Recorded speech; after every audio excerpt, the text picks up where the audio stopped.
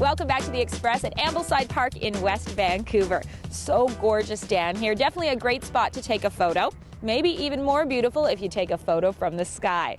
Up next on the show, we meet a commercial photographer who's on the cutting edge of photography technology.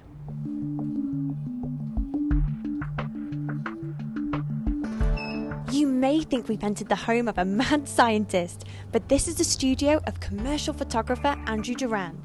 His latest technique of taking interesting aerial images has to be approved by Transport Canada every time. The type of work I'd be doing with this is low-level aerial photography that you can't do from a full-size helicopter because you can't get low enough.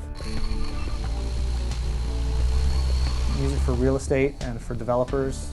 We shoot balcony views for buildings that haven't been built yet. Andrew is on the cutting edge of photography technology and its possibilities. An architectural photographer by trade, he gets the chance to shoot some magnificent buildings and places. Our surroundings affect our life, and so I think that beautiful buildings and beautiful places to be really affect how we behave there. So when I see something that's inspiring, that inspires me to want to photograph it. But where he lives in Squamish, BC, can often be inspiration enough.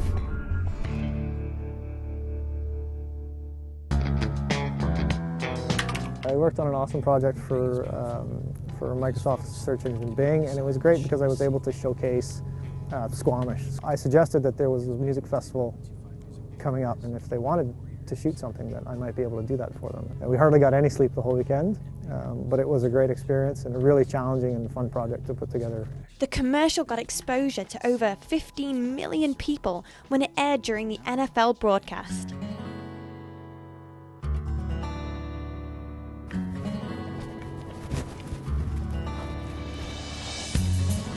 Andrew can never stop working. Since he got his first camera, aged 8, he's always been a photographer. I'm of the philosophy that a photographer isn't necessarily something to become, it's something that you are or not. You see beauty in places that most people would overlook or not notice. Sometimes it feels like a bit of a curse, because if you're walking without a camera and you see something, then you're kicking yourself for not having one with you. Andrew moved to the West Coast in '94, inspired by the mountains and the ocean. Squamish is the subject of some of his most recent landscape photography. And I love shooting around home. I love finding things that are interesting near where I live. This is a beautiful place. I'm not motivated by hoping that people will see it and see a great photo. That's not really what I'm trying to communicate with that stuff. It's more a little bit of, this is the way I see the world. I hope you like it.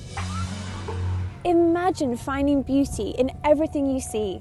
Andrew has an amazing ability to highlight Squamish's beauty, both natural and industrial. In Squamish, this is Dee Raffo for The Express. You can find Andrew's full portfolio online at andrewdoran.com. And we've got another superstar to introduce you to up next, this time on the sports scene. Former pro boxer Nelson Alley has returned to the ring, this time as a coach.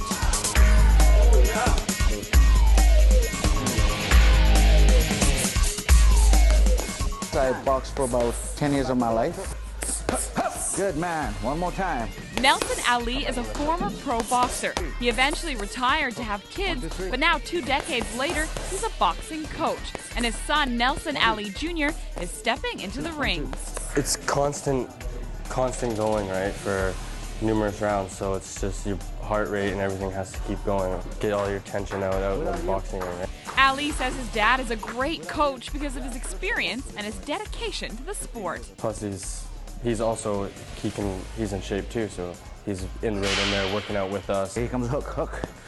I teach self-discipline, self-confidence. It changes kids' lives when they walk in here. Kids like Peter Augustin. I became more confident and learned how to defend myself, all that.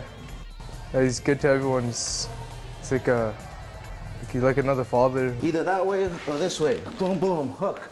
Okay? The discipline is just out of control. I could leave here and they will still train for the next hour. I love him. He's the best trainer you could have. He's patient. If you get into a bad habit, he'll get you right out of it.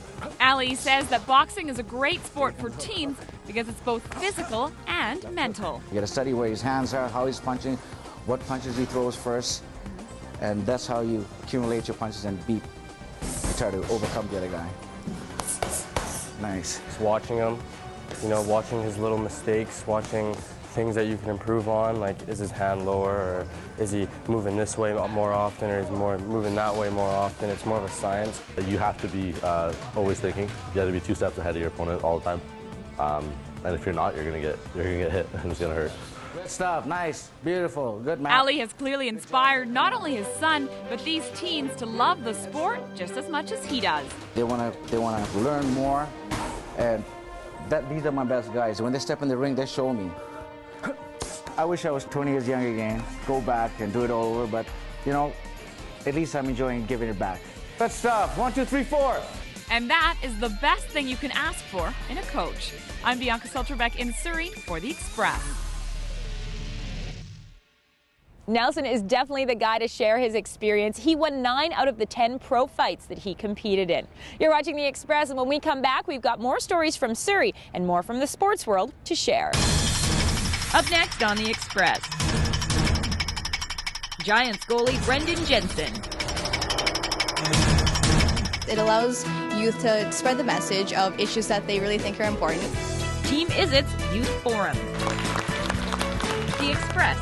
This is your local voice about child exploitation.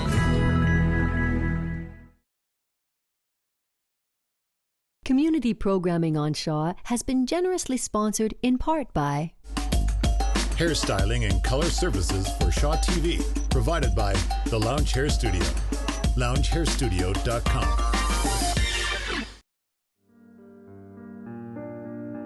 In war, children are the innocent casualties.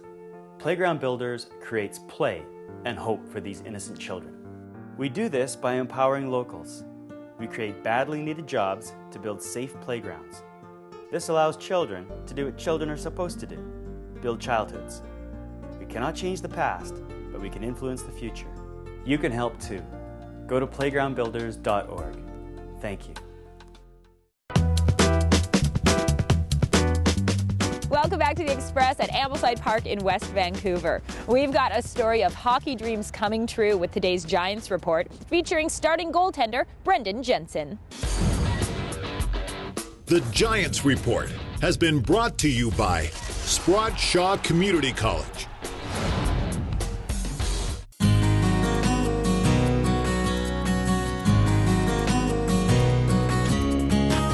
Growing up the son of a university wrestling coach in sunny California, you'd figure hockey would be the last sport Brendan Jensen would ever play. However, when the NHL started to expand in the early 90s, their first stop was San Jose, and Jensen's parents became instant fans. My mom took my dad to a Sharks game for their anniversary back in 1991, so the first season when they were at the Calp House. He really liked the physicality of the game since he's a college wrestling coach at San Francisco State. So he ended up buying like a 10-game pack, and it's the one where you get like the free hot dogs and sodas and stuff that when you come to the Sharks games. So when I was born, he started taking me to hockey games when I was like 2 months old, and then I've always gone to Sharks games. Playing hockey in California is one thing. Playing competitive hockey is another. Jensen spent a lot of time flying the friendly skies just to play the sport he loved. When I went into my second year Bantam, we decided that it was better like hockey opportunity to go play in LA where there was like more exposure and we go to more competitive tournaments and everything because the organization I was playing at wasn't the best organization in California. So we went down there, and on Fridays my mom would take me to the airport, or Saturday mornings at 5 a.m. and I'd fly down with a buddy. They were both playing down there, and we'd fly back on Sunday after about like 4 or 5 practices. We'd practice with like a couple midget teams there, then we'd play a game and come back and then do it all again next weekend. After the Giants selected Jensen in the 2008 WHL Bantam draft, he had a cup of coffee with the team last season, but was sent down to Junior A Tier 2 for more seasoning. It has paid off big time. He came to camp confident and ready to go, originally earning the backup spot, and and eventually the #1 position. I think they started out a little slow maybe at the beginning of the season, and I played that really well in Kamloops, and I've gotten more starts, and I think the players and Don have more confidence in me putting in the net, and obviously winning the games helped that.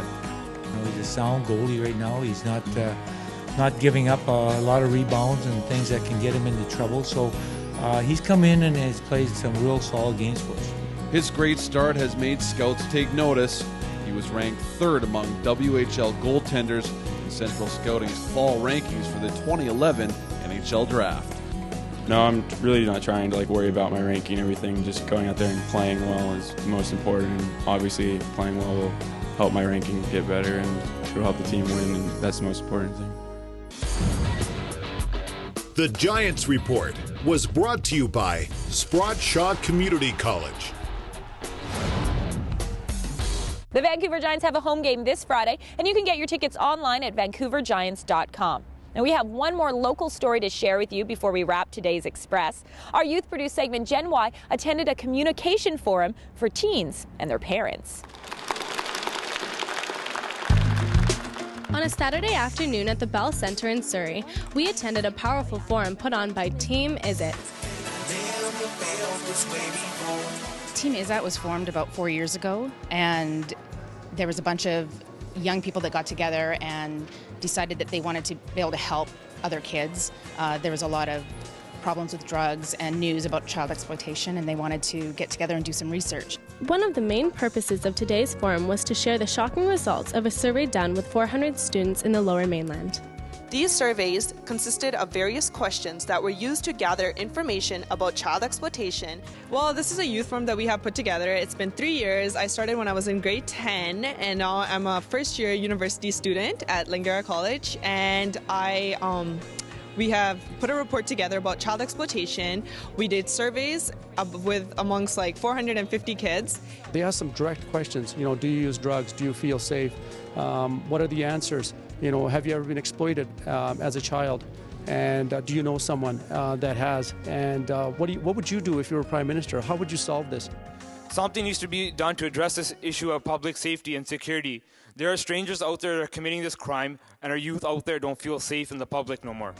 I think forums such as these are really important because it allows youth to spread the message of issues that they really think are important. And it's youth talking to youth, it's not adults talking to youth. And I think that if it's youth to youth, the youth are more able to relate to that. Parents are working, they're busy, they're running around. They don't have the time to give all this information to the kids, and it's really important that they have it coming from other than their parents because they don't necessarily listen to you. Kids will be more aware of what's going on, and that's what they need to know. And I'm pretty sure that if there's kids out here that are 16, 18, 19, they will go home with knowledge, and I'm pretty sure they will think before they, smoke or drink. One of the most important things we learned today is the critical role parents play.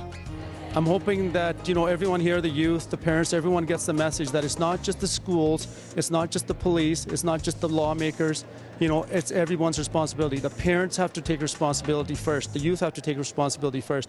The teaching starts at home first.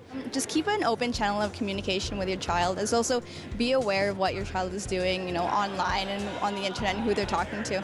I hope they'll have a better understanding of what is going on in the world, and that they'll take a more active role in making sure that their kids are aware and knowledgeable, because knowledge is power.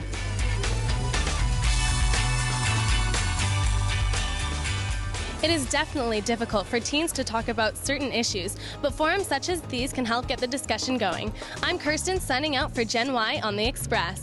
Gen Y is brought to you by Options, Surrey Community Services Society. Gen Y is a Shaw TV Access segment. The youth reporters are all volunteers. They get a chance to connect with the local community through the world of broadcasting. Now, how about connecting with the art world? Because that's where we're shining today's Express Spotlight. Celebrate Black History at Calabash Bistro. This celebration will include a mix of many forms of art, dance, and music, complemented by tasty Caribbean food. See Charles Dickens' tale of love, loyalty, and ambition at Richmond's Gateway Theatre. The classic story is riveting entertainment. Celebrate the textile and fiber art of emerging and internationally recognized Aboriginal artists. The works are displayed on custom-made body forms to show how the pieces were designed to be worn and experienced. And that's it for today's Express from Ambleside Park in West Vancouver. We're going to leave you with one more look at the local art scene, human statues, and we'll see you next time.